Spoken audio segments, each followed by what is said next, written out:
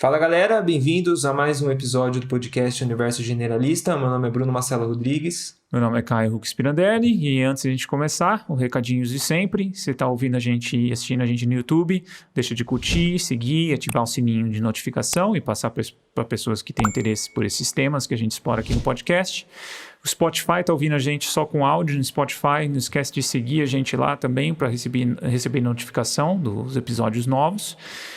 E agradecendo nossos apoiadores, Adalberto Soares, Alexandre de Marcos Ramos, Valéria Duarte Garcia, Veridiana Martinucci, Jonas Fernando Magna Bosco, Paulo Bastos e Pablo Santurbano. Eles são nossos apoiadores financeiros que têm acesso direto com a gente no Telegram, onde eles ficam sabendo das próximas entrevistas, das perguntas, e eles podem opinar também, até sugerir perguntas ou pessoas para a gente entrevistar. Então, não deixe de olhar aí o link do Apoia-se na descrição do episódio. Outro apoiador, que é meu irmão, Alan Spirandelli, ele faz toda a parte de áudio, ele trata os áudios aqui do podcast. Vamos deixar também o trabalho dele, o link para o Instagram dele, para vocês verem o trabalho dele como músico profissional e também com tratamento de áudio. A gente tem uma parceria com o Vitor Carrara, da Corrida Ancestral. O Vitor ele oferece treinamento online de corrida de montanha. Ele também faz guia de trilha e montanha em Ilhabela. Então, você pensa em visitar Ilhabela e conhecer vias de acesso a praias e cachoeiras de forma alternativa e diferente, com desafios físicos, ele é o cara a ser contatado. Ele também faz a sandália ancestral artesanal, que é uma sandália para movimentação, para corrida, então ela é toda aberta e ela é feita sob medida para os seus pés. Então você entra em contato com ele, manda um desenho do seu pé e ele faz sob medida para você. Então o link para contato com o Vitor Carrara também está na descrição do episódio. Acho que é isso, Brunão, vou apresentar a nossa entrevistada de hoje. Hoje a gente teve a oportunidade de entrevistar a professora doutora Rosana Suemi Tokumaru. A doutora Suemi possui graduação em Ciências Biológicas pela Universidade Presbiteriana Mackenzie, com mestrado e doutorado em Psicologia pela Universidade de São Paulo. Atualmente ela é professora titular do Departamento de Psicologia Social e do Desenvolvimento do Programa de Pós-Graduação em Psicologia da Universidade Federal do Espírito Santo. Ela tem experiência na área de etologia e psicologia evolucionista, atuando principalmente nos seguintes temas, que é cuidado parental, aloparental e bioacústica. Bom, é isso, fiquem com o episódio e aproveitem. Bem-vinda, Suemi, obrigado por aceitar nosso convite. Eu que agradeço muito, conheci um pouquinho o trabalho de vocês e achei sensacional, então já dou meus parabéns também. Muito obrigado, Suemi. Bom, a gente sempre gosta de começar esse bate-papo entendendo a trajetória do entrevistado, de como foi para chegar nessas áreas de estudo e o que te motivou, qual foi o seu principal interesse, assim, em buscar entender mais sobre essa área. Eu tenho a formação básica em biologia, né? Mas já me interessava por psicologia até antes de cursar a biologia propriamente dita, né?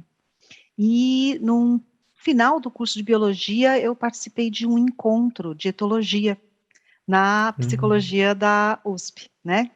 O professor César organizou esse encontro. Foi o 4º encontro de etologia. A gente já está, se eu não me engano, no 30º e alguma coisa. Legal. E a partir dali eu comecei a me interessar bastante, né, pelo comportamento. Aí também fiz um estágio depois com as serpentes no Instituto Butantan. E acabei me interessando mais pelo comportamento das serpentes. A minha supervisora, na época, trabalhava com comportamento reprodutivo, né? Do que pela biologia geral, né? E acabei sabendo que era possível para uma bióloga fazer um mestrado na psicologia e foi procurar o departamento de psicologia da USP e acabei conseguindo, né? Entrar lá e fazer o mestrado.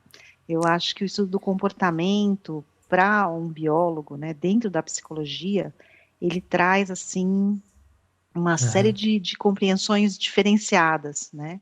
A gente passa a ver o comportamento não como resultado de um mecanismo biológico simplesmente, mas também de uma psicologia, né? E que dá essa diversidade, e a gente começa a entender um pouco da diversidade entre indivíduos, né? Intraindividual, ao longo da vida do indivíduo. Então, me levou Legal.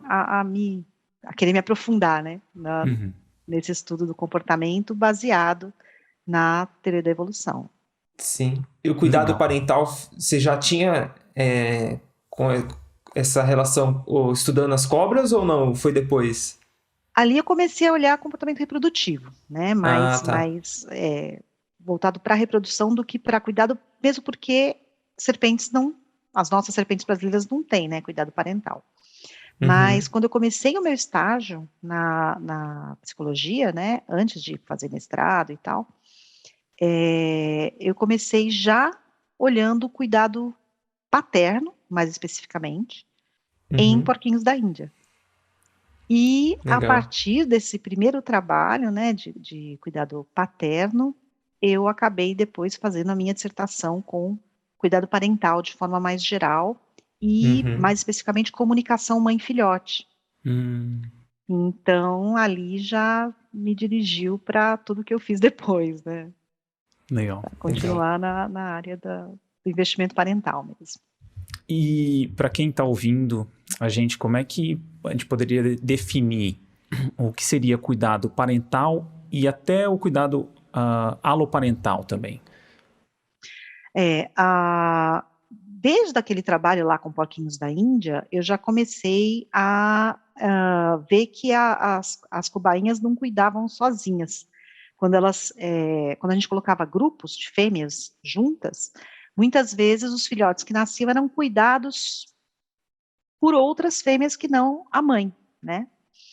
E isso é chamado de comportamento aloparental, né? Quando você tem o cuidado de outras pessoas, outros indivíduos que não são a própria mãe cuidando. E aí, quando eu comecei a trabalhar com comportamento parental humano, isso ficou mais evidente, né? Nós somos uma espécie extremamente social, e o cuidado parental, né, humano, ele não acontece de forma isolada, né, dentro do grupo. A criança a criança humana, o bebê humano, ele é extremamente custoso, né? Ele nasce num estado de desenvolvimento muito autricial, né?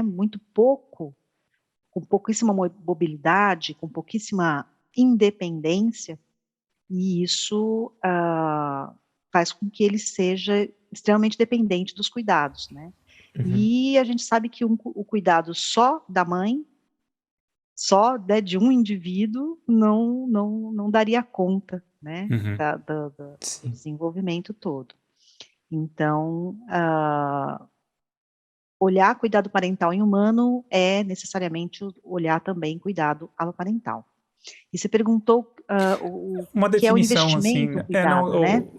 eu acho que abrange, né, o investimento parental também, né? Isso. O cuidado parental, a gente pode dar uma definição mais abrangente dele, né? Qualquer cuidado que você forneça para a criança, que aumente as chances dela de sobreviver e se reproduzir, né? Aumente as chances de atingir o sucesso reprodutivo, né? E o investimento parental é um conceito um pouco mais restrito, né? Ele abrange também aquele cuidado que é dado e que, apesar de aumentar, né, a chance de sobrevivência e reprodução do bebê, do infante, ele implica num custo para os pais, no sentido de que ele vai reduzir as chances desse investimento ser aplicado em outra prole no futuro ou concomitante, né? Sim. Interessante, Suemi, porque eu acabei de ler A Era da Empatia, do Franz de Waal. E ele relata alguns casos, né, de cuidados Eu não li, fora não, da mas eu gosto muito dele. mas ele fala de cuidados fora da espécie também. Então surge às vezes alguns relatos e observações dele mesmo meio que ele adota, algumas espécies adotam outros animais ou cuidam de outros animais totalmente diferentes, né, que não faz parte nem Nem é mamífero, né? Em alguns casos. E às vezes acaba adotando um animal totalmente fora do contexto da própria cria, né? Muito interessante isso. E no nosso caso, né, esse é um comportamento extremamente, que foi durante muito tempo, olhado de uma forma, como um paradoxo, né, evolutivo. Por que que nós adotamos crianças, né, que muitas Uhum. vezes não são aparentadas, então isso, não promoveria, né, o sucesso reprodutivo do cuidador de forma nenhuma, então por que que haveria? De forma tão,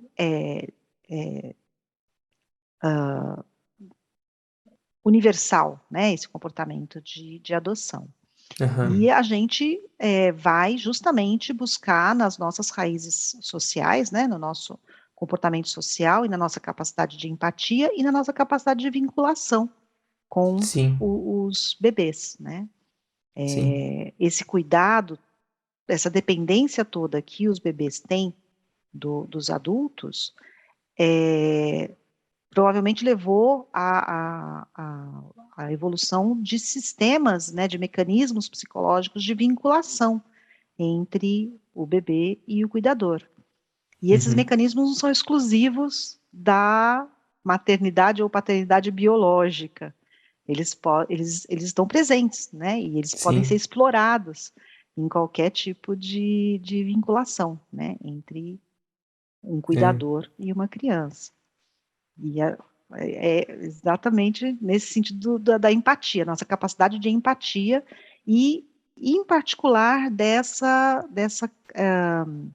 empatia por bebês, né, essa Uhum. atração que os bebês exercem sobre os adultos. Uhum. Muito legal. Isso é me pensando agora em diferencial de comportamento humano para outros animais, principalmente os primatas. Qual seria o principal diferença do nosso comportamento em relação ao cuidado parental? Então, é difícil falar, eh, de uma característica ou de um comportamento, né. Ah, Nós somos primatas e, como primatas, nós somos mamíferos, né, e Uhum. primatas, então a gente herda dessa filogenia uma série de características, né, como, Uhum. por exemplo, uma baixa fertilidade, relativamente baixa fertilidade, né, a gente tem um bebê de cada vez, assim como a maior parte dos outros primatas, a gente tem alguns que têm gêmeos, mas não é tão comum assim. Com um espaço entre cada, gestação relativamente grande, né. Se a gente se comparar aos ratinhos, por exemplo, a gente vai ver que é bem diferente. Sim. Ah, e a gente tem fecundação interna, né, e isso é uma vai influenciar também no cuidado parental, né, principalmente no cuidado, pelos machos. E, a gente ainda tem, no caso humano, talvez uma característica acentuadíssima, que é o fato da gente ter um comportamento extremamente dependente do grupo social, Uhum. né. Talvez Uhum. essa seja a principal, característica que nos, que tem um efeito imenso sobre o comportamento, de cuidado, né. Sim.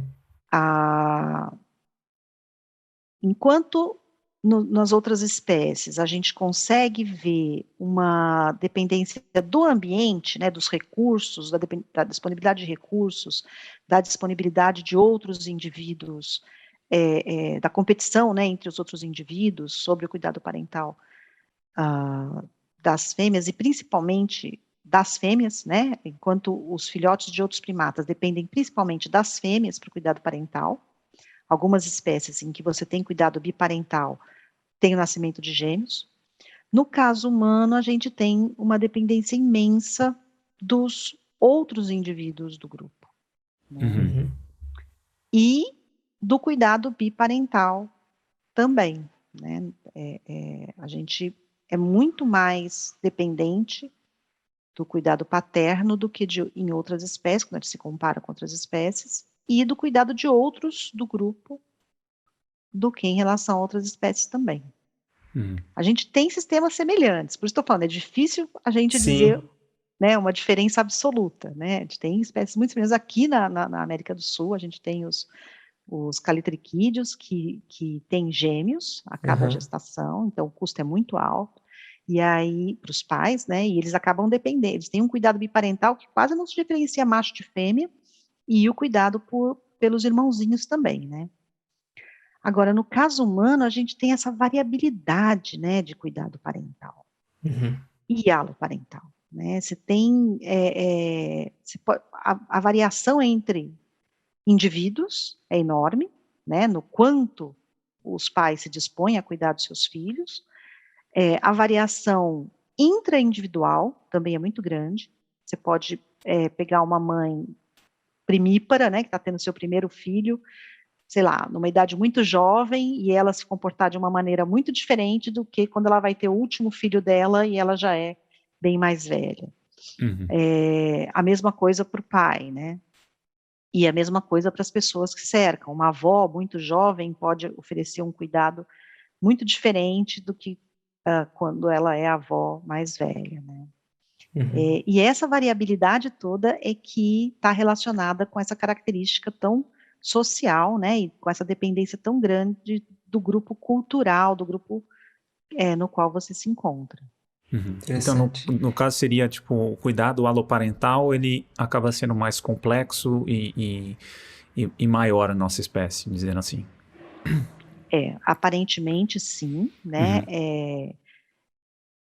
Uhum. há uma maior dependência do cuidado dos pais, do Uhum. cuidado, né, o cuidado dos pais depende mais do cuidado dos outros que estão presentes, né, Uhum. então, principalmente, os alocuidadores costumam ser os avós, costumam ser os tios, costumam ser os primos, costumam ser os irmãos mais velhos, né, então os pais dependem muito desse cuidado, e quando a gente vai olhar comunidades mais pré-industriais, né, a gente vê que a criança, ela raramente está exclusivamente com os pais, ela é criada muito pelo grupo como um todo e em especial pelos pares, né, por outras crianças de mesma Uhum. idade ou um pouquinho mais velhas que elas. Uhum. Elas andam, quando são bebês, elas andam grudada na mãe, né, as mães têm várias formas de carregar o bebê, né, grudado no próprio Sim. corpo, e assim que o bebê começa a andar, ele já não fica mais muito perto dos adultos, ele fica muito mais perto, eles formam grupos de crianças que ficam se cuidando ali entre eles, né, uns dos Uhum. outros. Então, a dependência do cuidado aloparental para o caso do humano é brutal. Sim. Tá. Isso E tem tem essa... relação, Suemi, com o dilema obstétrico? É uma das Pelo bebê humano nascer meio que quase, não prematuro, né? Mas pela necessidade muito do cuidado, né? Daí entra o clã, exato, porque... é Uhum. uma das hipóteses, né, e é uma hipótese que eu acho super interessante, porque ela se confunde um pouco com a possibilidade de que isso possa ter sido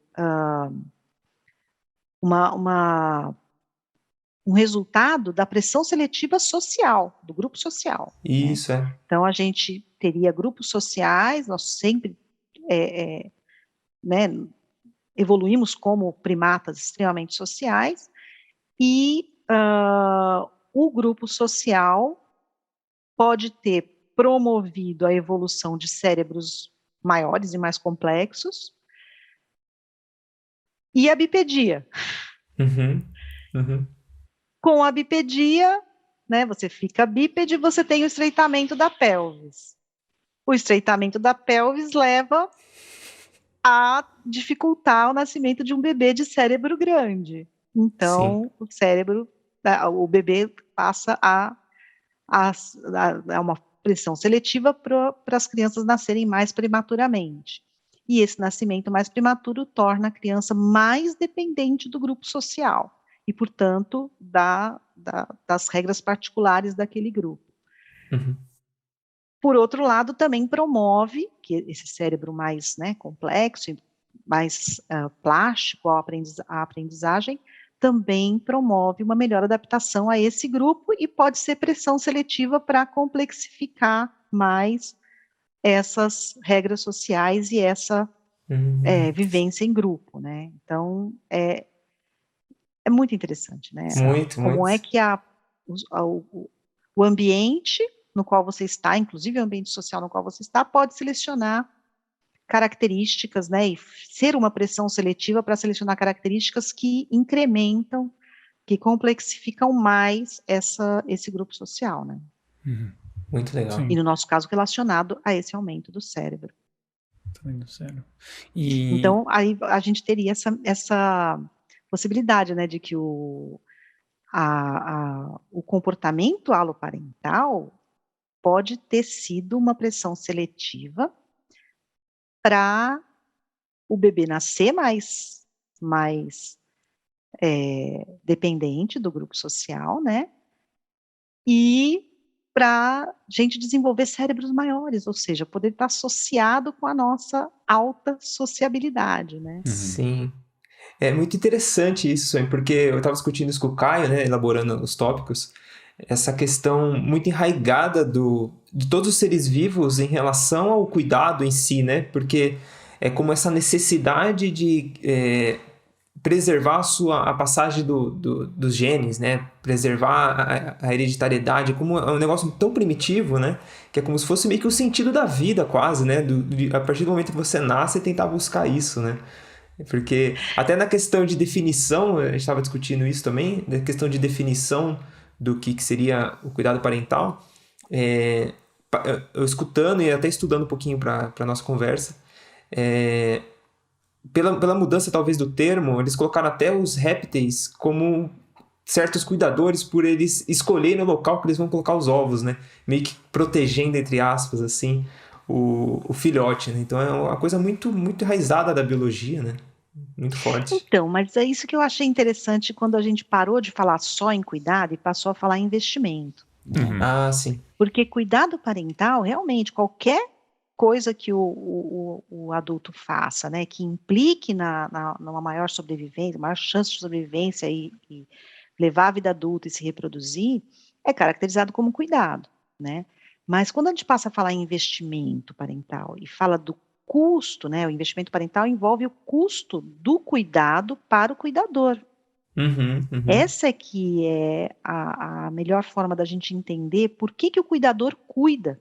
Sim, Ele sim. cuida quando o cuidado que ele vai dar aumenta as próprias chances de sucesso reprodutivo dele, né? Ou Uhum. seja, os genes dele vão ali serem mantidos e reproduzidos a partir dos descendentes dele, né? Perfeito. E apesar de ser, a gente é muito atraente a gente falar em objetivo da vida, né? Em relação ao sucesso reprodutivo, mas na verdade nenhum de nós está pensando nisso, nenhum de sim, sim. nós humanos, nem nenhum Sim. outro animal, né, está pensando nisso quando vê lá a chance de se reproduzir, né? Ele está olhando se tem um cheiro bom, se o Uhum. macho, sei lá, é bonitão, né? E esse tipo de coisa. E a gente também, né? Então esse é só o mecanismo pelo qual esses comportamentos de atração e de cuidado, né, foram selecionados, porque geraram maior sucesso reprodutivo, Sim. né. E, Suemi, quando a gente fala, né, a gente está falando de cuidado parental na nossa espécie, né? Não só cuidado, mas investimento parental. Qual que é o papel a importância da psicologia evolucionista para o entendimento disso, para a nossa espécie? Eu acho fundamental, assim, um papel fundamental. Porque se a gente entende o que é característico da nossa espécie, né, o que, foi selecionado ao longo da nossa evolução por ter tido esse resultado, né, ter tido aumentado o sucesso reprodutivo de quem fez daquele jeito. E, portanto, ter se tornado característico, né, da nossa espécie, a gente consegue entender a variação, justamente, né, do cuidado parental, do investimento parental. Por que que, né, por que que varia tanto? Por que que algumas pessoas investem tanto num momento e investem tão pouco em outro, no cuidado com as crianças, né? Uhum. Por que que em alguns momentos você tem abandono, infanticídio, né? Coisas que a gente vê, né? Hoje, viu sempre ao longo de toda a história, né? Humana. A gente começa a compreender que condições podem promover o investimento parental, o cuidado parental, e que condições podem implicar na diminuição desse investimento. A partir Uhum. do momento que a gente entende por que a gente cuida, em que condições a gente cuida e em que condições a gente, né, abandona. Entender em que condições implica em saber o que nos motiva, né? Como é que a gente percebe esse ambiente, como é que a gente, que impacto tem esse ambiente sobre a nossa psicologia Uhum.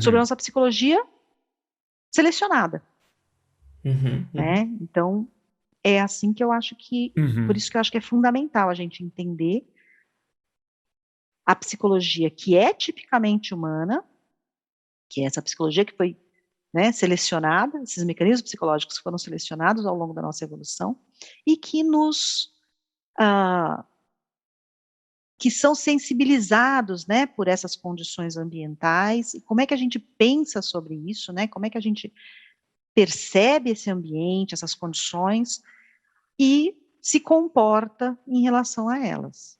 Uhum.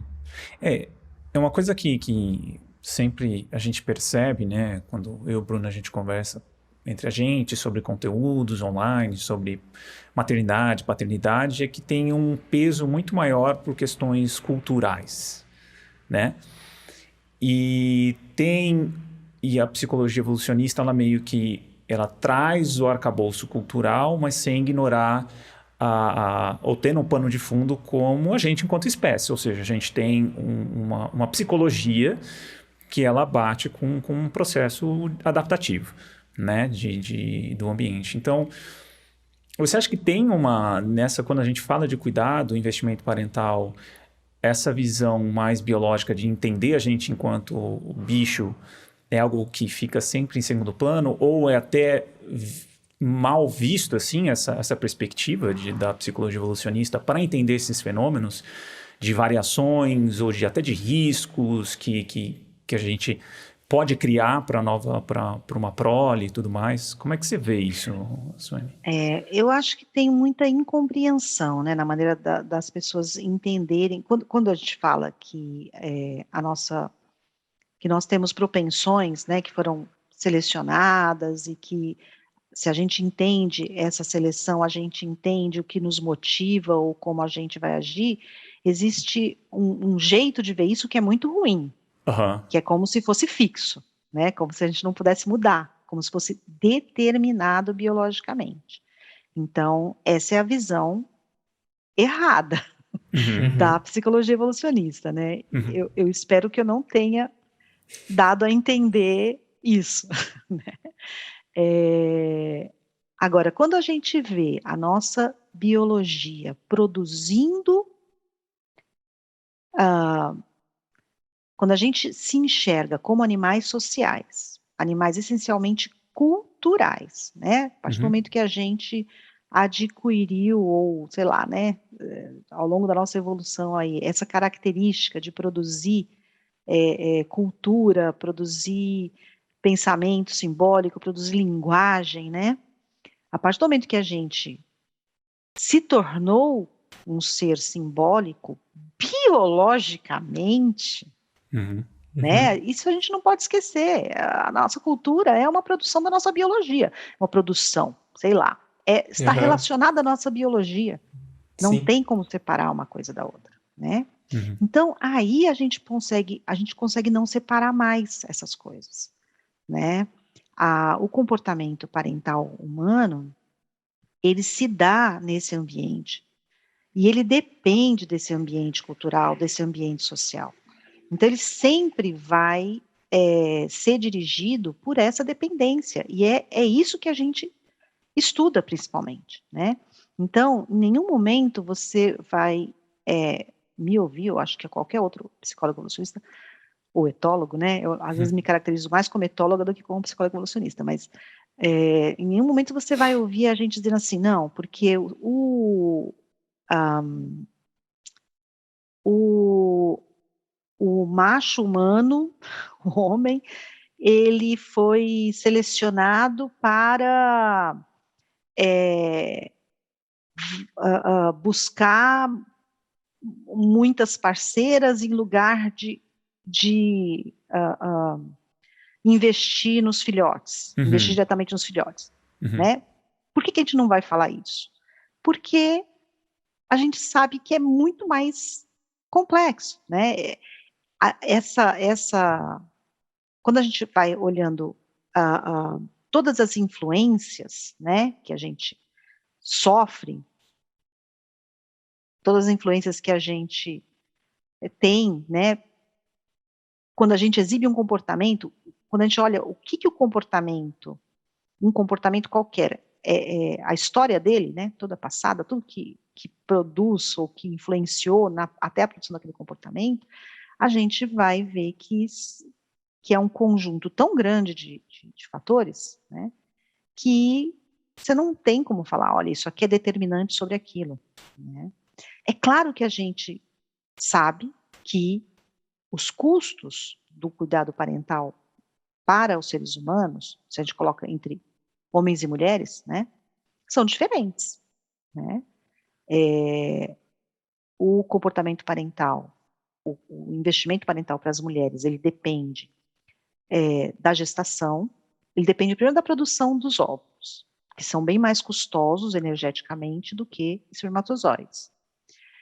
Depois ele depende de uma gestação interna, que é extremamente custosa, novamente, né, energeticamente, e os homens não passam pela gestação. Então, eles não investem energeticamente já no bebê. E depois tem a amamentação, que é exclusivamente feminina também, né? E energeticamente custosa. Quando você pensa em termos de modificações fisiológicas, né, pelas quais as mulheres passam, isso é extremamente custoso. Então, isso relaciona, né, esse conjunto de coisas relaciona um custo do cuidado parental para a mulher muito mais alto do que para o homem, né, a princípio. Mas aí quando você vê o estágio em que nasce o bebê, a maneira, né, o fato dele ser extremamente precoce, aí você já diz, não, peraí, se o homem não investir, o pai não investir, o bebê não vai conseguir sobreviver também.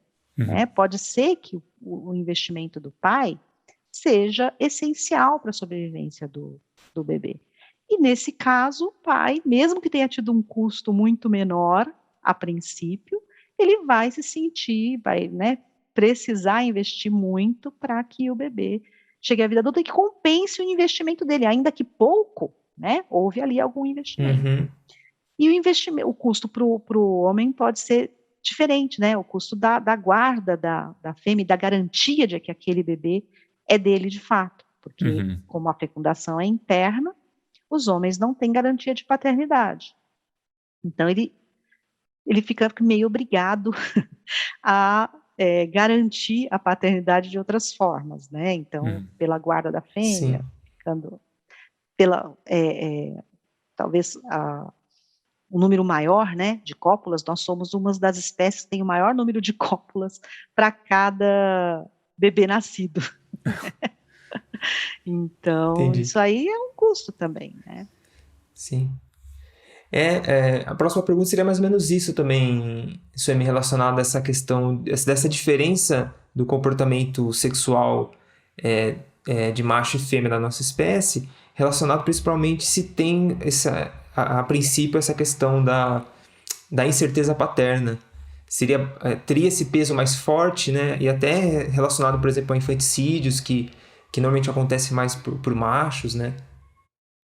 Então, uma das formas que a gente entende que a psicologia evolucionista pode ajudar, né, a entender o comportamento parental humano é justamente quando a gente olha populacionalmente.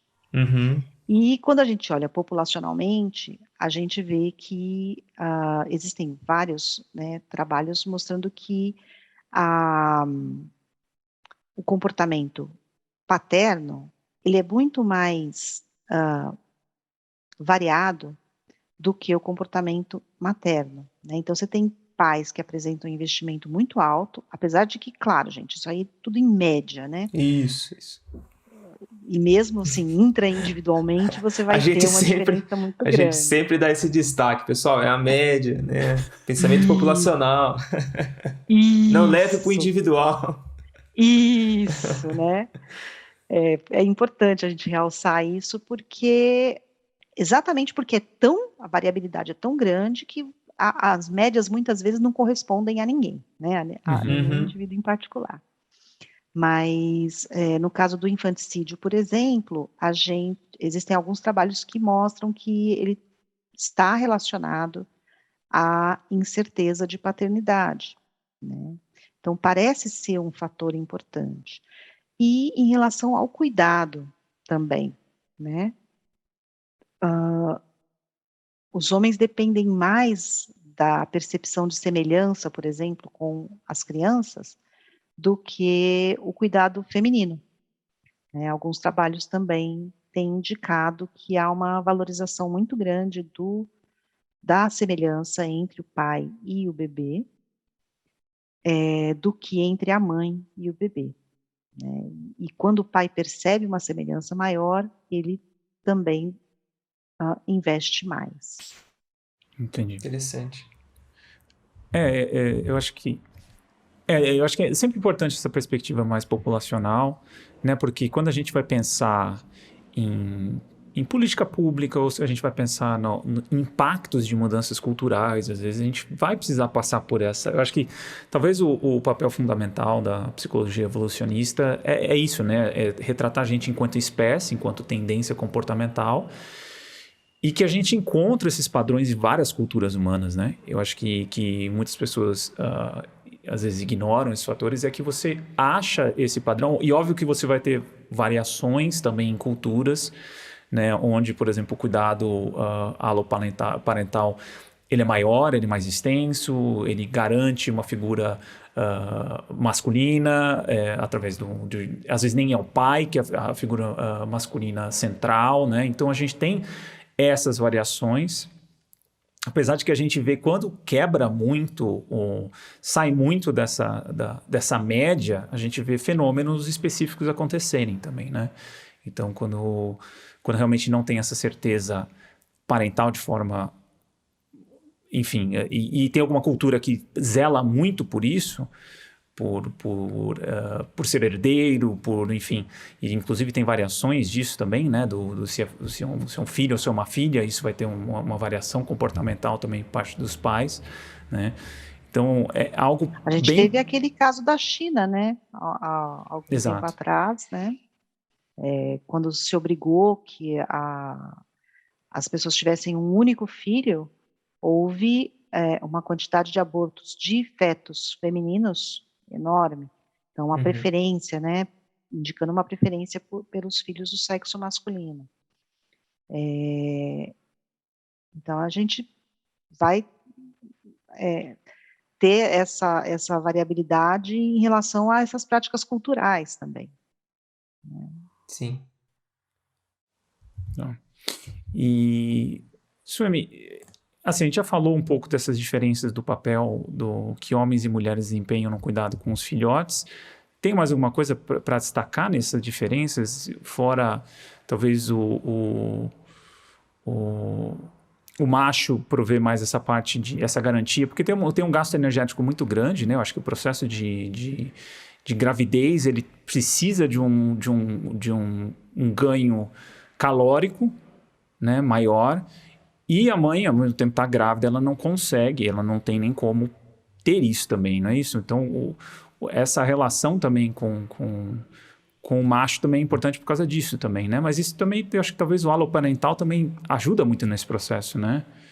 Exatamente, né, a princípio se colocava, um peso maior, eu acho, a princípio em relação à história, dos estudos, né? Uhum. Se colocava um peso muito grande no papel masculino como provedor, né, dessa energia, né, que a mãe gasta durante a maternidade, para gravidez e amamentação. E nos estudos com essas populações pré-industriais, se vê que as mulheres, elas cuidam, né, muito umas das outras também. Há uma dependência muito grande do grupo de mulheres, em geral grupos aparentados, né, mas do próprio grupo de mulheres. Então, há hoje essa ideia de que o cuidado aloparental já começa nesse momento, né, em relação às mulheres grávidas. E entre as próprias mulheres grávidas, né, e com filhos. Então, essa troca de bebês entre mulheres, mesmo não aparentadas, mas que estão no mesmo grupo social e que amamentam os filhos umas das outras, né, liberando por algum tempo a mãe que está ali naquele cuidado para ir acompanhar as outras e coletar alimentos também, né? Sim. Então, não há uma exclusividade do cuidado da relação mãe-bebê ali. Você tem outras mães que também podem tomar o cuidado daquela, né? E em relação a essas diferenças, né, no masculino, de homens e mulheres, no cuidado parental, a gente, eu acho que essa característica de que o cuidado biparental pode ter sido selecionado, assim como o cuidado aloparental, ela é mais marcante no caso dos seres humanos do que em outras espécies de primatas que a gente vê, né? Eu diria que a gente marca mais as semelhanças de cuidado, né, na potencialidade para o cuidado biparental, do que as diferenças. Apesar dos custos para homens e mulheres serem muito diferentes, quando a gente considera toda essa nossa herança mamífera e primata, o custo do bebê é tão alto que a gente acredita hoje que tenha tido tenha sido uma pressão muito grande para o cuidado biparental. Então, o homem, ele potencialmente, ele pode oferecer os mesmos cuidados que as mulheres, exceto amamentar e gestar. Mas fora isso, ele potencialmente pode oferecer todos os cuidados, né? E dependendo das condições ambientais, isso ocorre, né? A gente está vendo isso atualmente, né? Sim. A gente deixou de ter uma vida comunitária, né? Quando a gente olha essas populações pré-industriais, que era comunitária, com papéis muito marcados entre homens e mulheres, né? Os homens caçadores-coletores, os homens caçadores, as mulheres coletoras. As mulheres assumiam muito a função do cuidado com a criança, pelo menos na primeiríssima infância. Imediatamente depois, esse papel já era passado para as outras crianças. Né? Então, crianças de ambos os sexos, meninos e meninas, ficavam ali misturados e cuidando das crianças mais novas. Né? A gente passou disso para uma comunidade que é hoje centrada no par, né? No pai, nas famílias nucleares, pai, mãe e filhos. Né? E os pais aumentaram condizentemente o seu esforço parental ali, né? Nessa condição de unidadezinha nuclear. Então, o que a gente vê, né, olhando essa variabilidade toda entre épocas, períodos históricos, né, é que a criança precisa de cuidado. E os pais são os mais dispostos a darem esse cuidado, de fato. Né? E se não tem alocuidador, então o pai vai assumir esse cuidado. E quando tem alocuidador, em geral, são pessoas aparentadas também. Sim. Isso é pensando em algum, não sei se tem estudos relacionados a isso, mas a parte de neurociência relacionada a mecanismos mais fisiológicos, assim, existe, ainda pensando nessa questão de comportamento entre homens e mulheres no cuidado, liberação hormonal é diferenciada, ocitocina principalmente, Como que tá Então, tem esses... alguns estudos muito interessantes e que mostram que a liberação de ocitocina, no caso dos pais, enquanto envolvidos em cuidado, é muito semelhante à das Uhum, mães. uhum. Tem uns estudos com uma população indígena que o pai passa pelo pós-parto também. Ele faz o repouso pós-parto, né? Ah, sim. E fizeram uma avaliação de ocitocina neles e eles também têm um aumento da ocitocina nesse período, Aham. diminuição de testosterona, Interessante. também tem essa regulação hormonal, essa mediação, né, dos Uhum. hormônios que vão refletir o comportamento de cuidado. Sim. É porque a gente pensa também nessa questão, até relacionada à psicologia, porque a gente estuda bastante o Big Five, né? Que são as questões de personalidade. Aham. Então, se, por exemplo, você vê populacionalmente, mulheres têm maior tendência a ter um agreeable, né? Com agradabilidade muito alta, que tem relação muito forte com a empatia, né? E os homens têm uma Uhum. tendência a ser mais baixa. Então, às vezes, diferencia comportamentos até sociais, né? Então, porque mulheres normalmente escolhem profissões de cuidado maiores do que homens, né?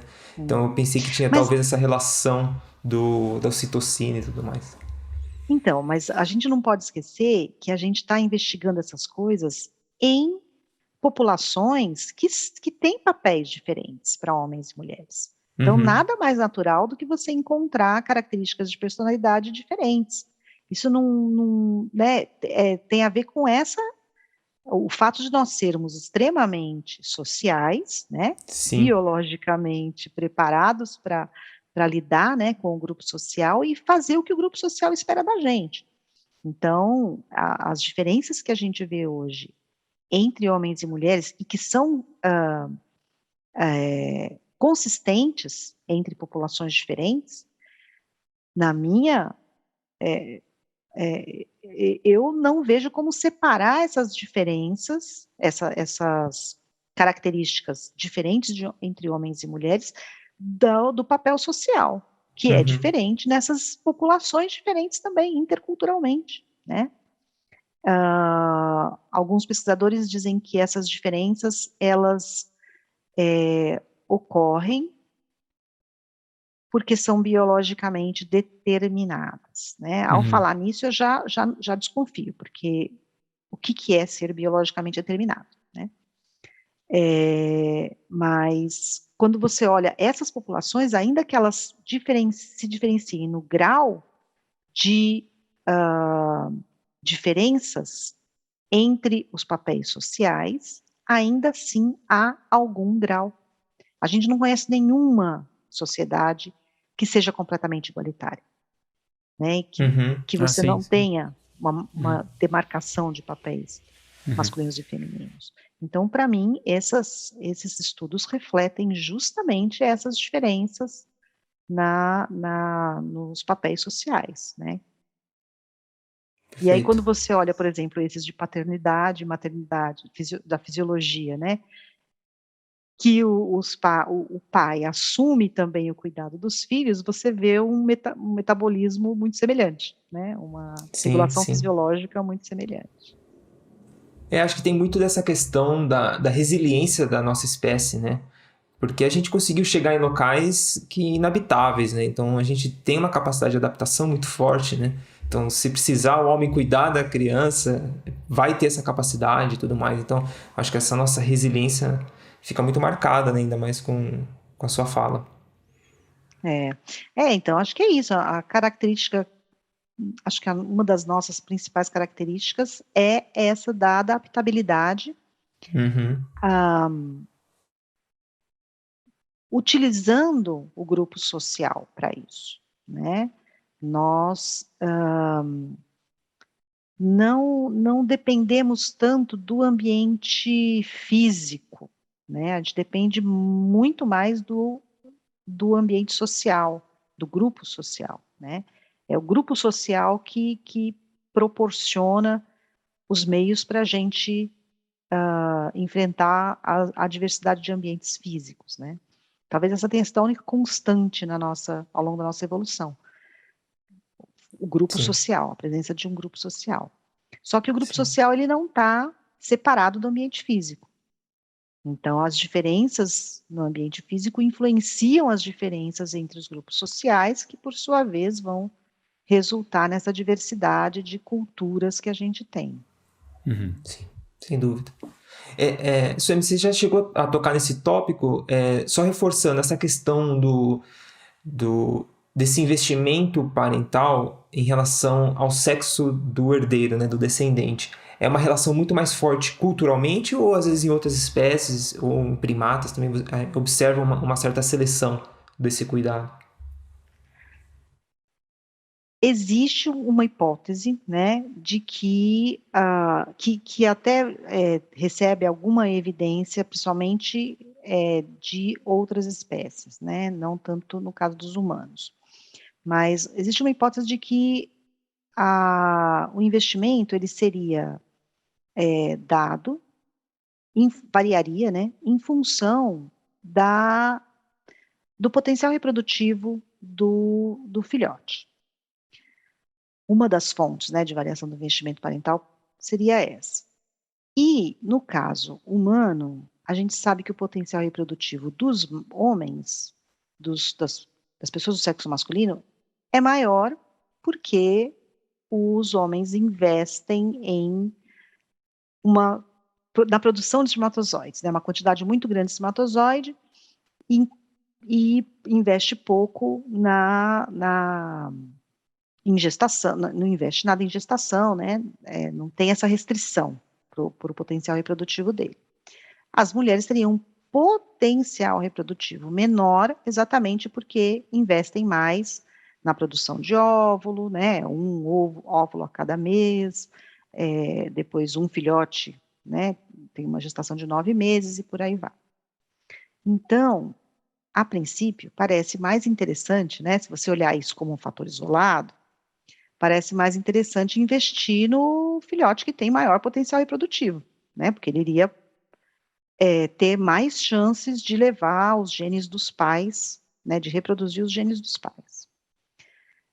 Mas a gente sabe que para se reproduzir, né? Esse potencial virar realidade, os homens dependem das mulheres. Elas têm que topar ter um filho com eles, né?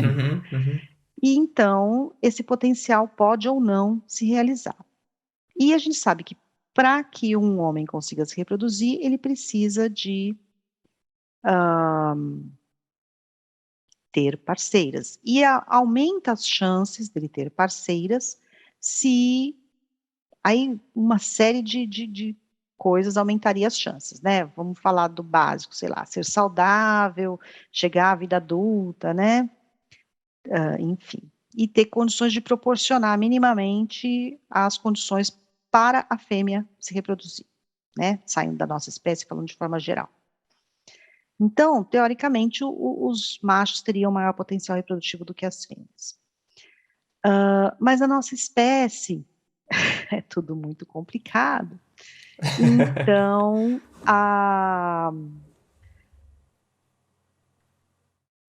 o potencial reprodutivo dos homens vai depender de tantas outras coisas que só o status materno pode não levar, de fato, o filhote macho a realizar, né, esse potencial.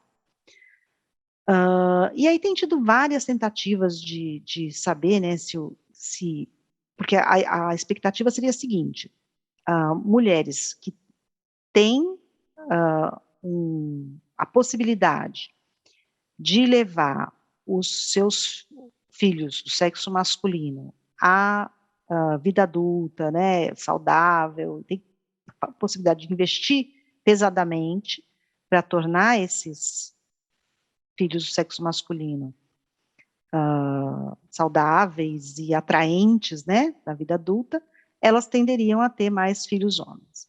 Mulheres de baixo status socioeconômico que não teriam condições de investir pesadamente nos filhos do sexo masculino tenderiam a ter mais filhas mulheres, porque mesmo tendo um baixo potencial reprodutivo, elas têm menos variabilidade né? Elas têm mais possibilidade, como os machos competem pelas fêmeas, elas teriam mais possibilidade de se reproduzir, mesmo que menos. Uhum.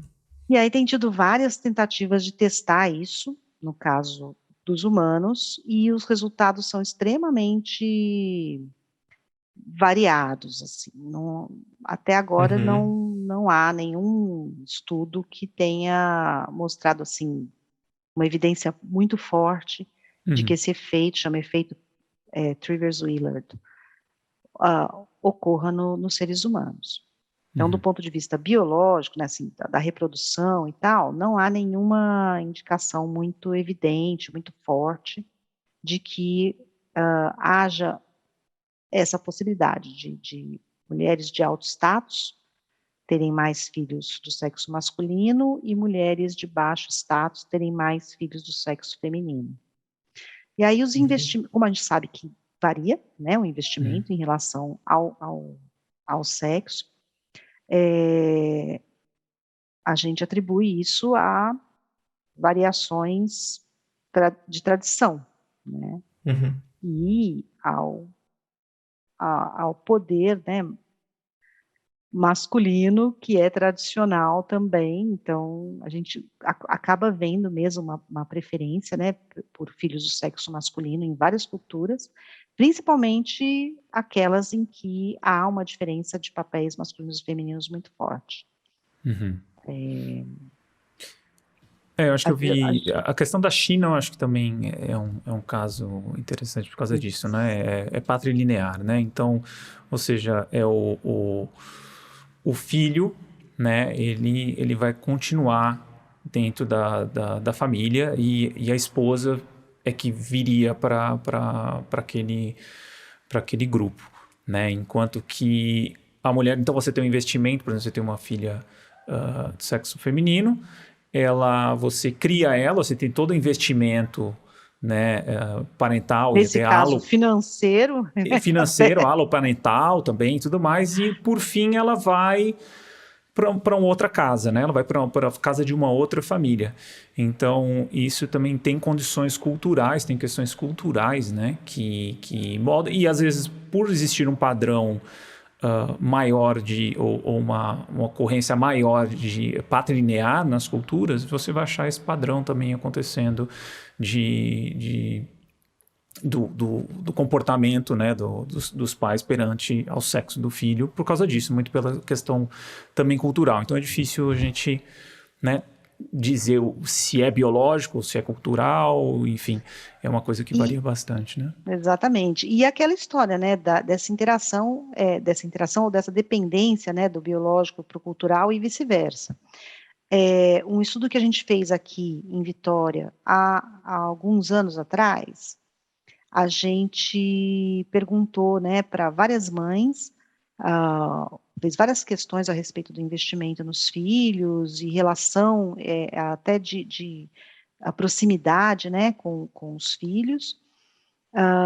E a gente avaliava também as condições socioeconômicas dessas mães, né?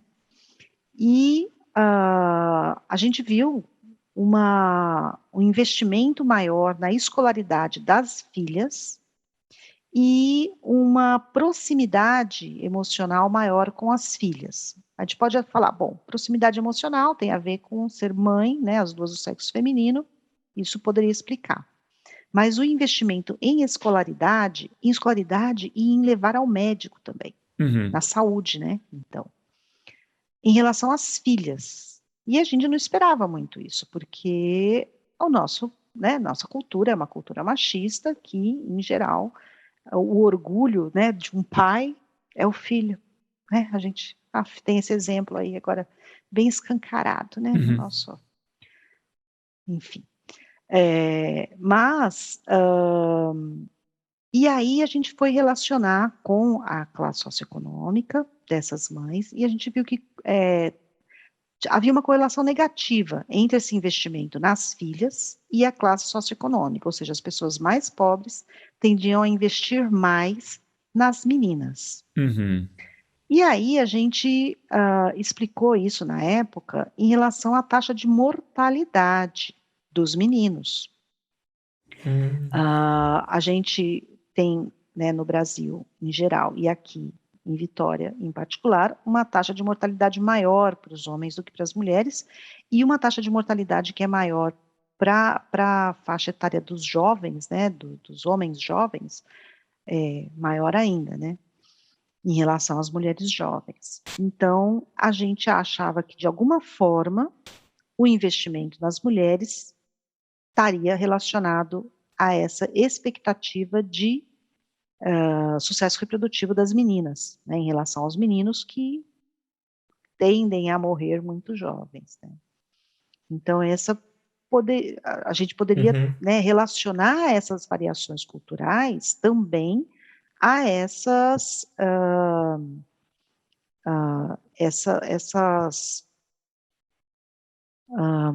características, né, de expectativa de vida, de sucesso reprodutivo, né, Uhum. a essa percepção mesmo. Interessante. E Suemi, essa questão do mito do amor materno, né? Esse instinto materno, ele realmente é um mito ou é algo que é mais aprendido a partir do momento que o bebê nasce? Como que funciona essa parte mais fisiológica aí do nascimento, vamos dizer assim? Então, é inegável que as mães podem amar seus filhos de forma incondicional, às vezes, né. Uhum. Mas também é inegável que muitas mães, matam seus filhos, seus bebês, né, recém-nascidos ou até mais tarde, né. Então o que é esse amor materno, né, acho que é aí que a gente pode discutir se ele é mito ou não, né, é discutindo o Uhum. que é o amor materno. E se a gente achar, assim, que o amor materno, ele existe pronto, né, assim, pré-existe a relação entre a mãe com o seu filho, aí a gente realmente vai achar que é mito mesmo, né. Mas não exclui a a ideia de que a gestação, né, o período de gestação, o período do pós-parto, de amamentação, ao longo desse processo todo, pode, não quer dizer que vá, né, não é automático, mas pode se desenvolver um vínculo fortíssimo entre mãe e bebê, Uhum. né, é o que ocorre na maior parte das vezes, dadas determinadas condições, né, dada uma gravidez desejada, uma gravidez programada, uma gravidez que ocorre num contexto, né, tranquilo, em que a mãe não está sob estresse, em que ela está já na sua vida reprodutiva plena, né, ela não é uma recém-entrada na vida reprodutiva, não está lá no final da vida dela, enfim, uma série de condições, né, ela tem suporte social, né, tem pode contar com cuidado parental, tem condições que sabe que vão permitir Uhum. a ela sobreviver e a criança sobreviver. Nessas condições, ela provavelmente vai desenvolver um vínculo de apego com o seu bebê e um amor que pode ser, de fato, incondicional, né. Uhum. Uhum. Então acho que é isso, não é o amor materno, ele não preexiste à maternidade, Aham. né, ele pode se desenvolver ao longo da maternidade e muito mais garantidamente quando a mãe está em condições adequadas. Perfeito. Tá. E, Suemi, agora entrando mais, eu queria entrar um pouco numa área que você está trabalhando no momento, que é a questão da gravidez na adolescência, né? Então, eu queria, primeiro, que você falasse um pouquinho sobre teoria da história de vida, o que seria isso, né? Essa perspectiva, e como ela se aplica no entendimento da gravidez na adolescência e os projetos as pesquisas que você tem feito hoje. Uhum. A teoria da história de vida, ela nasceu lá na biologia, né, e ela nasceu para explicar a diferença nos ciclos de vida, entre espécies diferentes. Então você tem espécies que são muito grandes, que tem um ciclo, tem uma duração de vida mais longa, que tem poucos filhotes de cada vez e que tem um espaçamento entre esses nascimentos. Por exemplo, a espécie humana. Uhum. E você tem espécies que têm um ciclo de vida muito rápido, têm um tamanho corporal pequeno, né, muitos bebês de cada vez, enfim, como por exemplo o ratinho. Essas diferenças foram explicadas pela disponibilidade de recursos no ambiente, né? Então, espécies que têm uma imprevisibilidade sobre a disponibilidade de recursos, elas tenderiam a ser tamanho corporal pequeno, ter ninhadas grandes, investir pouco em cada prole, né? De forma que alguma prole sobrevivesse, né? Por que investiria pouco? Porque o recurso é imprevisível, então você não tem como contar com aquele recurso, né?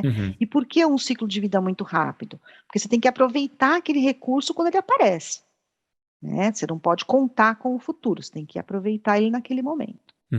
E aí todos os motivos contrários para espécies mais lentas, né? Então, você tem um recurso que está disponível mais consistentemente, pode não ser muito, mas você tem uma previsibilidade sobre ele.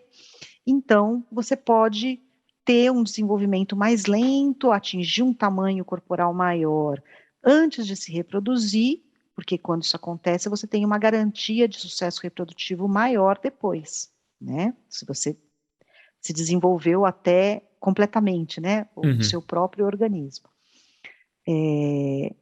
Essas seriam as diferenças, né, para explicar espécies diferentes. Tá. Essa teoria foi trazida para explicar a variação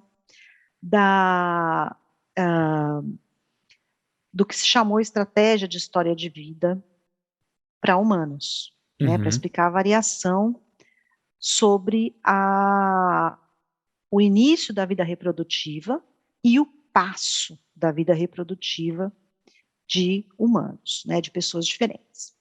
Então, a gente começou, né, as pessoas começaram a relacionar a imprevisibilidade na vida da pessoa e a velocidade de desenvolvimento dela. Tá. Pessoas que, teoricamente, estavam se desenvolvendo num ambiente de imprevisibilidade, e aí vocês podem me perguntar exatamente o que é um ambiente de imprevisibilidade, essa é uma grande discussão que a gente tem. Mas é pessoas difícil entender o futuro, vamos dizer assim, né? Deve ser uma perspectiva de tipo, é difícil você prever o dia de amanhã. Isso, exatamente. E aí você traça estratégias com base nessa perspectiva, né? Então, Exato. E aí muda o comportamento de acordo com essa imprevisibilidade ou previsibilidade. Então você tem uma variação comportamental na própria espécie, mas com base nessa questão, né? Isso, né? Então, num ambiente imprevisível, como você não sabe o que te espera, valeria a pena você começar a se reproduzir o mais rápido possível, porque você pode não conseguir fazer isso no futuro, né? Então, haveria uma tendência de indivíduos que estão num ambiente imprevisível, de começar a se reproduzir mais cedo, se reproduzir mais, né, ter um número maior de filhos, e não investir tanto em cada um, né, ou investir na medida do possível. Então, apareceu o recurso, investe. Não apareceu o recurso, não investe, né? E o oposto para quem esteja num ambiente de previsibilidade, né? Então, vale a pena investir mais no seu próprio desenvolvimento para depois se reproduzir e não precisaria se reproduzir tanto, né? Porque é mais ou menos seguro de que a prole que você reproduzir vai chegar à vida adulta e vai se reproduzir também. O sucesso reprodutivo seria semelhante entre esses dois indivíduos, né? Um que está em baixa imprevisibilidade, outro que está com alta previsibilidade, né? Por quê? Porque aqui o indivíduo que se desenvolve em alta imprevisibilidade, ele vai ter uma prole numerosa, porém poucos podem chegar à vida adulta. O indivíduo que está na alta previsibilidade, ele vai ter uma prole menos numerosa, mas é mais garantido que todos chegarão à vida adulta. Então, esse comportamento, esse tipo de desenvolvimento Aham, seria adaptativo entendi. nesse sentido, né? Você consegue atingir o seu sucesso reprodutivo nos dois ambientes. Então, essa plasticidade né, comportamental, ela teria sido selecionada ao longo da nossa evolução, né, para que você reagisse de forma adaptativa a ambientes diferentes, você se Uhum, adaptasse a essa variabilidade ambiental.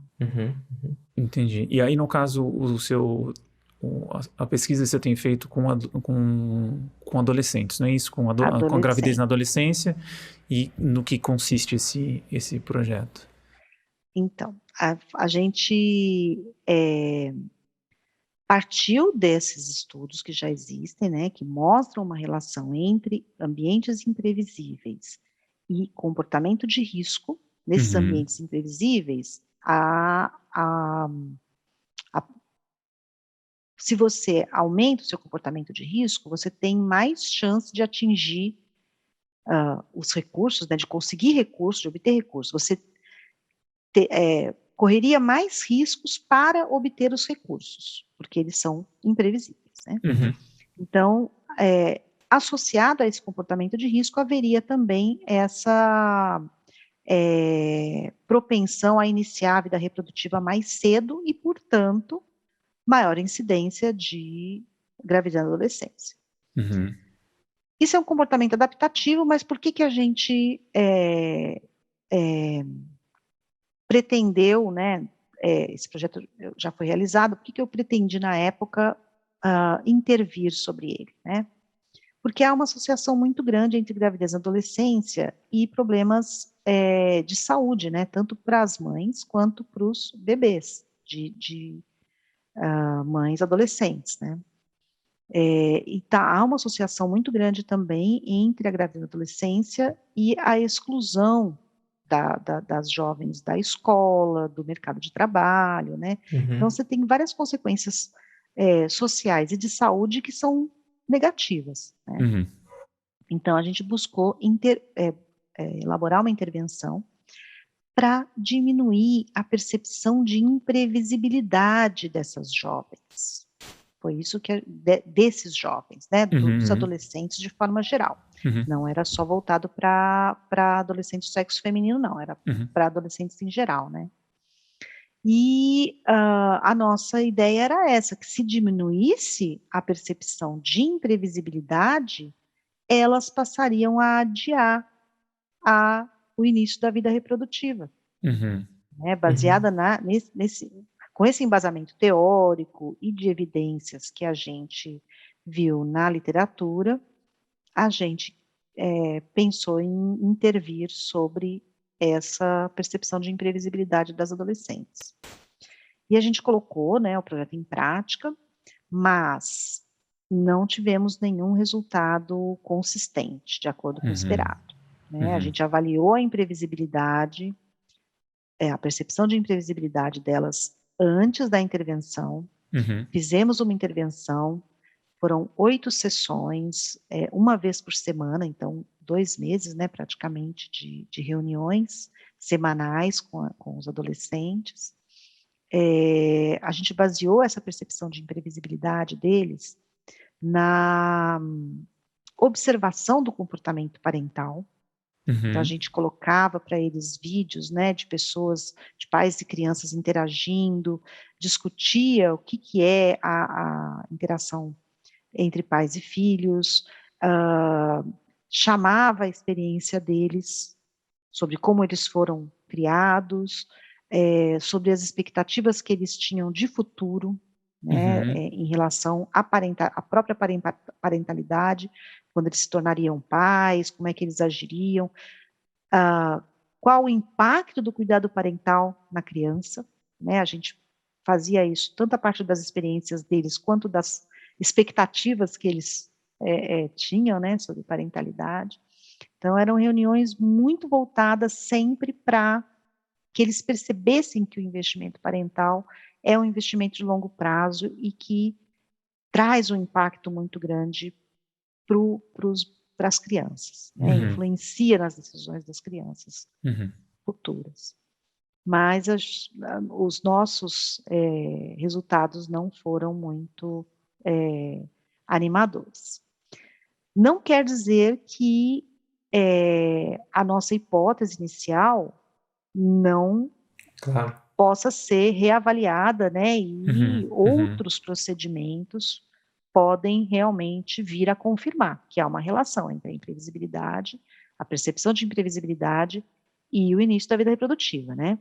Tanto que a nossa pesquisa inicial, né, porque a gente avaliou a imprevisibilidade que eles tinham, fez a intervenção e avaliou novamente, para ver se tinha mudado a imprevisibilidade, a percepção de imprevisibilidade, né? Ela não mudou, mas ela se correlacionou perfeitamente com as expectativas de início da vida reprodutiva que eles têm.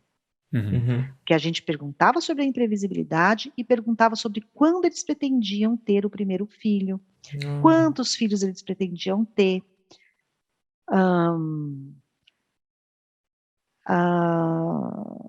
acho que essas eram as principais.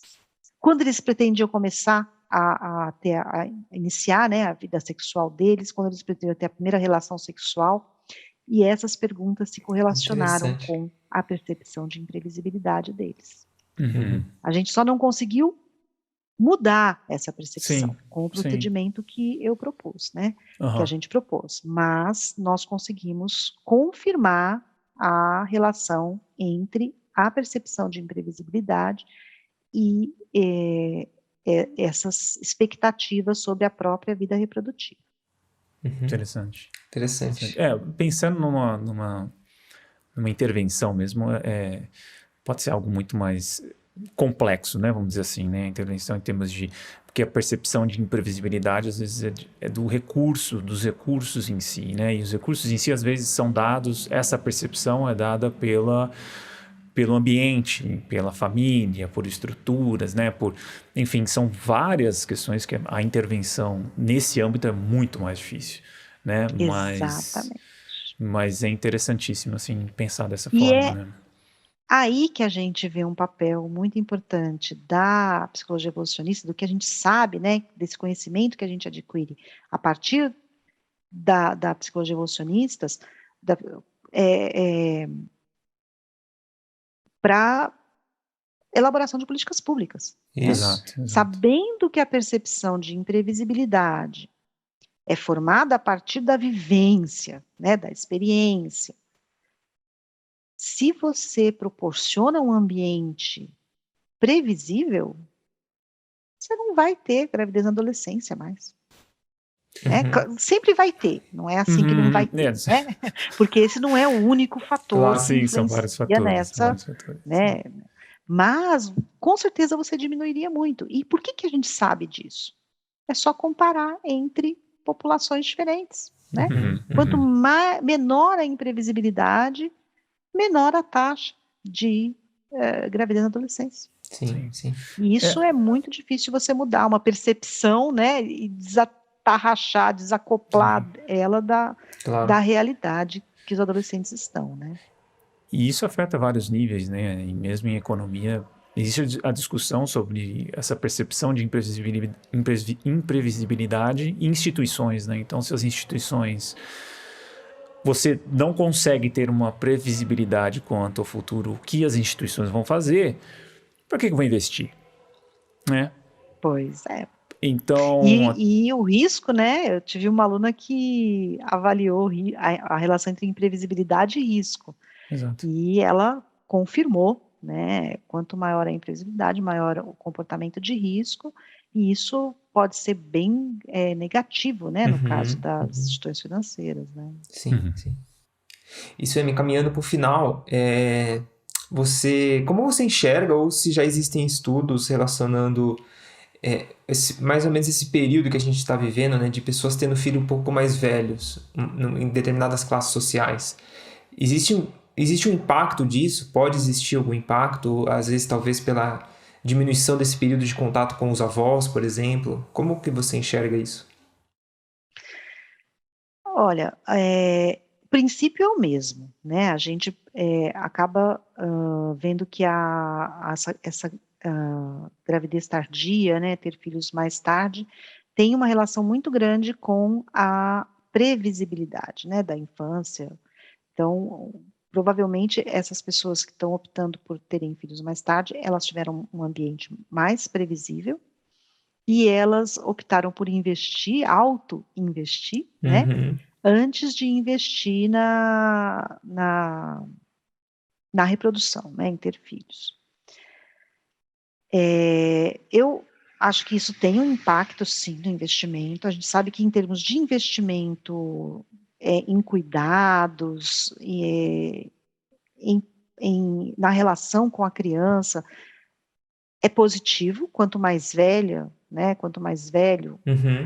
os pais, quanto mais velhos os pais, maior tende a ser o investimento, que eles estão já no final da sua vida reprodutiva, né? Então, essa criança, ela tende a receber um investimento maior, também porque isso está relacionado com o próprio autoinvestimento anterior, então eles têm condições socioeconômicas melhores, também promove Uhum. esse investimento parental, mas, de outro lado, é exatamente essa formação, né, familiar, que parece que é extremamente estressante, né, para os pais mais velhos, a vivência da parentalidade. Uhum. A gente tem, eles têm, culturalmente, né, a gente tem esses valores hoje de que os pais são os responsáveis pela criação da criança, eles e mais ninguém. Uhum. Então, tem até uma prevenção, né, contra os avós quererem se meter, né, na criação dos filhos e outras pessoas também. Sim. Então, a gente centralizou o cuidado aos filhos no par, né, no pai e na mãe, e muito mais da mãe do que no pai, ainda hoje, Uhum. né, apesar do pai estar ganhando um papel ativo, né, e de corresponsabilidade, de coparentalidade, isso ainda não é completamente verdade, porque a nossa sociedade ainda não é igualitária, né? Então, o estresse parental é altíssimo hoje, Uhum. Uhum. dado por essa responsabilidade exclusiva e pela falta de compartilhamento de experiências, né? Uhum. Uma Sim. boa parte das pessoas hoje é filho único ou foi filho único, não brincou na rua com pares, passou a vida numa escola, ou seja, todas as interações delas com pares foi regulada por um adulto. Uhum. A geração mais nova está se relacionando basicamente à distância. Uhum. Quando não quer mais saber, desliga o computador e vai embora, né? Ou ignora a mensagem. Então, a gente está bastante desconectado, né, dos outros e das pessoas que, em geral, seriam os nossos apoios Uhum. e compartilhariam os cuidados da criança com a gente, né? Outras mulheres que poderiam fazer essa troca de amamentação e tudo mais, as pessoas mais velhas que poderiam já ter uma experiência, né, com esse cuidado, e a gente mesmo, né, as pessoas que são filhos únicos, que não tiveram, não brincaram com primo, não brincaram, só brincaram na escola sem poder interagir, né, livremente e aprender, né, ao longo dessa interação, a regular emocionalmente, a se guiar pelo comportamento do outro, a empatizar, né? Uhum. A gente está ficando cada vez mais distante uns dos outros, mais voltados para si mesmo. Então, isso tem um impacto no cuidado com os filhos. É, sem dúvida. E é um tanto bem diferente, né, do que a gente vê em outras culturas, assim, né? Talvez seja um modelo muito peculiar, né? De uma ter filhos mais Mais tarde, tarde, o cuidado aloparental, ele é muito pontual ou muito limitado, né? Então, apesar de que, por exemplo, quando com a minha família, que ela é grande, eu tinha 18 primos, né? Então, vamos dizer assim, por mais que você tinha família nuclear, final de semana era, enfim, um na casa do outro, casa da avó e tudo mais. Então, acho que hoje tem essa questão da família nuclear e aloparental também, tipo, o cuidado aloparental, ele é muito mais limitado, né? Então, essa combinação seja algo muito diferente do que a gente vê em geral, em culturas humanas em geral, né? Então, talvez seja uma coisa um tanto peculiar, um tanto diferente do que a gente está acostumado a ver a nossa espécie fazer, né? Vamos dizer assim. Mas tem um processo de resiliência também que, enfim, a gente sempre inventa alguma coisa aí para dar um jeito, né? Mas sempre tem Com certeza. Mas tem os limites biológicos também, né? Acho que a gente tem que ver por esse lado, né? A gente tem a plasticidade, só que, né, nem sempre pode ter um custo biológico também que a gente...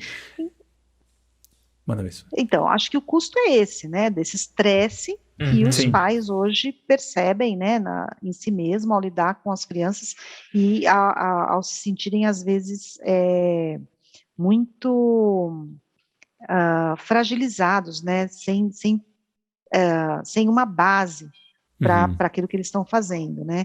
Eu já ouvi muitas queixas e não é só a minha experiência pessoal, né? Tem muitos estudos que mostram que os pais têm procurado cada vez mais grupos de apoio, né? Ou a ajuda de especialistas mesmo. Esses pais que são pais mais velhos, que têm uma condição socioeconômica melhor, eles buscam muito grupo de apoio e de suporte. Mas é isso, nós somos extremamente resilientes e plásticos no nosso comportamento. Então, a gente não tem bolinha de cristal para saber o quanto isso vai impactar, ou como exatamente isso vai impactar, mas eu tenho certeza que irá impactar, né? Como tudo que a gente faz impacta, né? E, Suemi, só para última pergunta aqui, em termos de cuidado na infância e saúde, né, tanto física quanto mental, na vida adulta, na fase adulta, essas variáveis no período de criação, você acha que elas, por exemplo, traumas ou algumas variações, você acha que a plasticidade humana geralmente ela dá conta de lidar com com esses desafios, ou você acha que tem algumas coisas tipo a ausência paterna, ausência materna, ou algumas ausências que são fundamentais para desenvolver um adulto sadio? Então, o que a gente estava falando em relação à imprevisibilidade, né? A gente vai lidar com essas... que são muitas coisas misturadas aí, Sim. né? Então, em relação à ausência paterna, por exemplo, ou mesmo a ausência materna, né, por morte, mudanças muito bruscas de vida, separação dos pais, isso é colocado nesse patamar de imprevisibilidade, né? São exatamente as coisas que a gente mede quando a gente fala de se a sua vida foi imprevisível ou não, né? Sim. Principalmente na primeira infância. Recasamentos ou, né, presença de adultos não aparentados. E a gente mede também outras coisas em termos de imprevisibilidade, né? O cuidado parental, que se você percebia apoio sempre, né, dos seus pais, o quanto você percebia desse apoio, se você percebia que você era amado quando você era pequeno, se você percebia que eram sempre as mesmas pessoas que estavam por perto, né? Então a gente mede uma porção de coisas que a gente chama de imprevisibilidade. Nessa variação, né, de imprevisibilidade, as consequências são aquelas que a gente já falou, né? Então você vai ter, a gente sabe que há essas consequências no sentido da sua velocidade de desenvolvimento, vamos dizer assim, né? Se você vai usar uma estratégia mais rápida de desenvolvimento ou uma estratégia mais lenta de desenvolvimento. Mas em relação à saúde, aí é uma outra coisa, né? A saúde depende de outros fatores também, né? Não só da imprevisibilidade. A gente tem uma relação sabe que a saúde tem uma relação muito grande com fatores estressantes ao longo da vida. E apesar da imprevisibilidade ser uma fonte de estresse, né? Quando a gente fala num ambiente precoce, estressante, ou fatores estressantes precoces, né? A gente inclui outras coisas também, como além dessa imprevisibilidade. A gente inclui, por exemplo, a convivência com pessoas dependentes de drogas, violência intrafamiliar,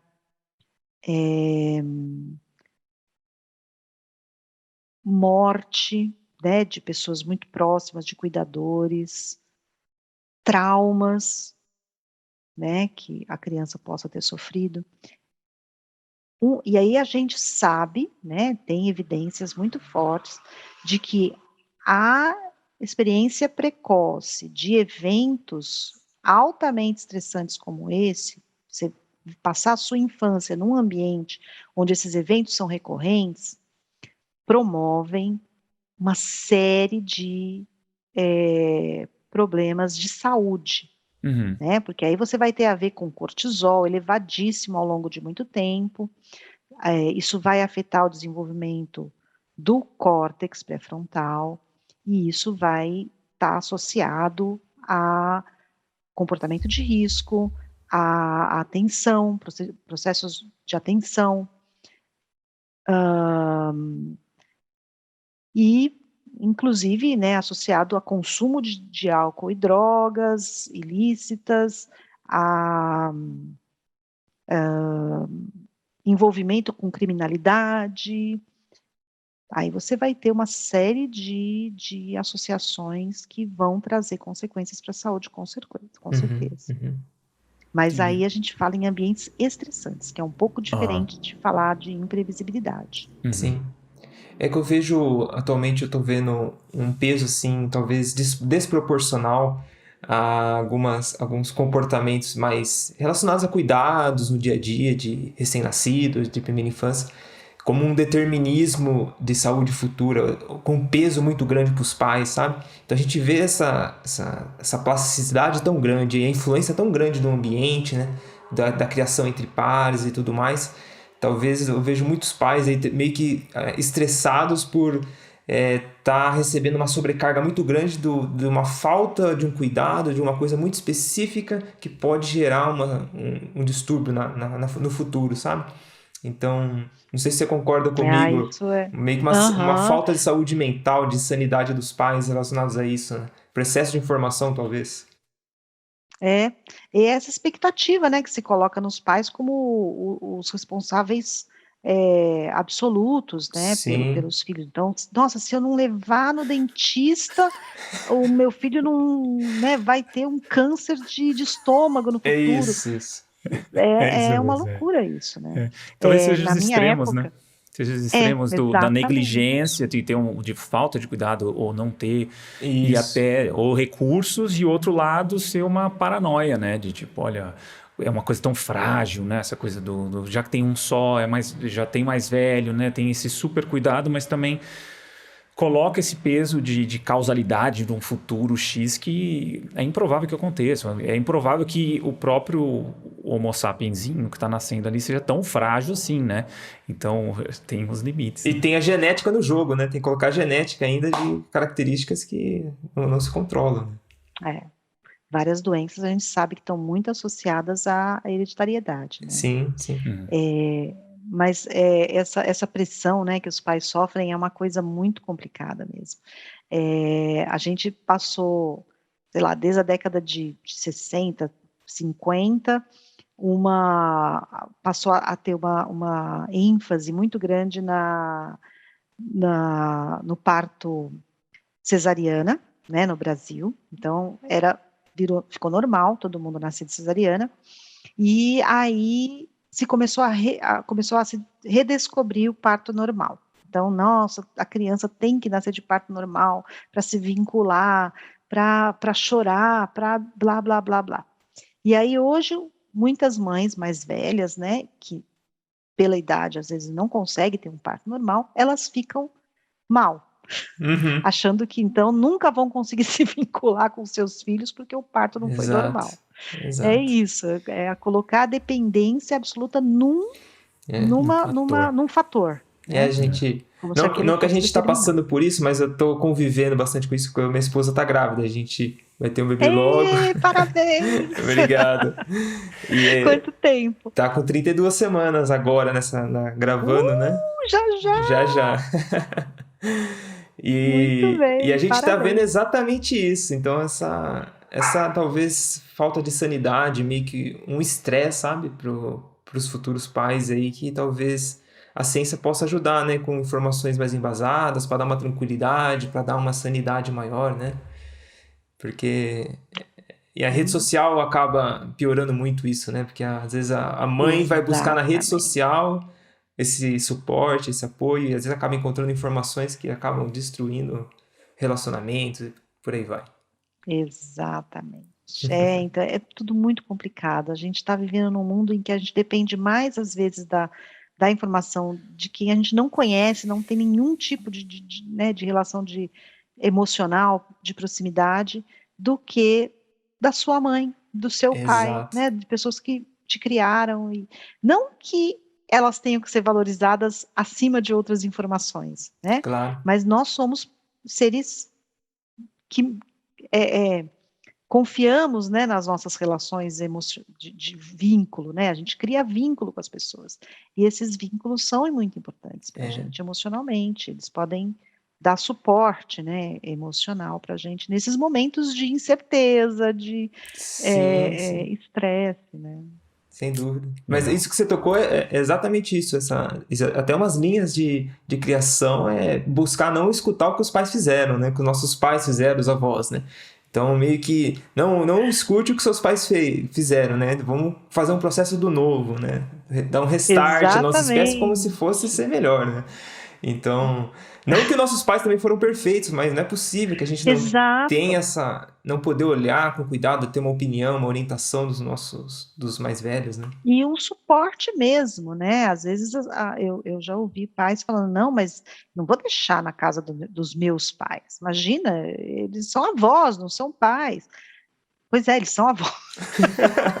Eles podem ter prazer em receber o Sem neto, e dúvida. curtir, né? E cuidar mesmo também, Uhum. né? Compartilhar com o cuidado, né? E não É, tomar como sendo exclusividade de uma única pessoa, né? claro. Bom, é Isso isso. aí, Suemi. Muito obrigado pelo papo e por- Obrigada a vocês foi um prazer ter você aqui Muito no legal. podcast. também, E viu? Gostei obrigadão mais muito. uma vez. E é isso aí, pessoal. A gente fica por aqui. Até a próxima.